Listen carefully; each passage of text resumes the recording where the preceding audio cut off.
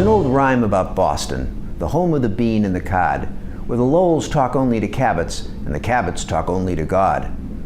Boston still has plenty of baked beans, but a shrinking number of cod.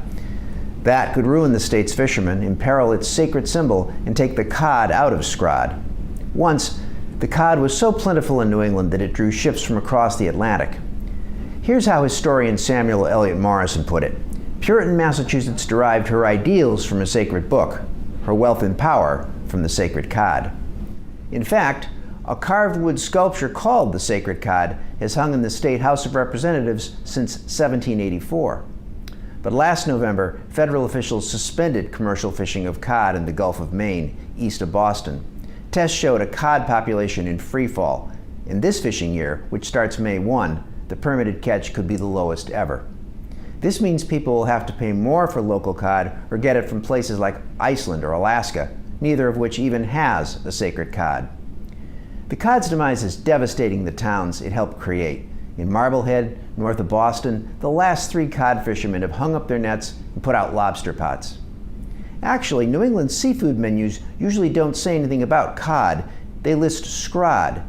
That's a catch-all term for whitefish, usually cod or haddock.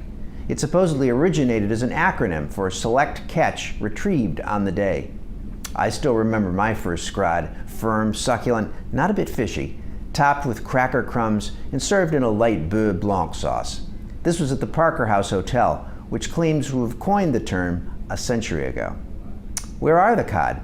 One theory is overfishing, which the fishing industry denies. Another is climate change. The Gulf of Maine is warming fast. The cod, who prefer cooler water, could be voting with their fins. If so, it's another example of how global warming is affecting the symbols of our regional identities. In Montana, Glacier National Park's glaciers are retreating. In the Bayou State of Louisiana, the bayous are going under.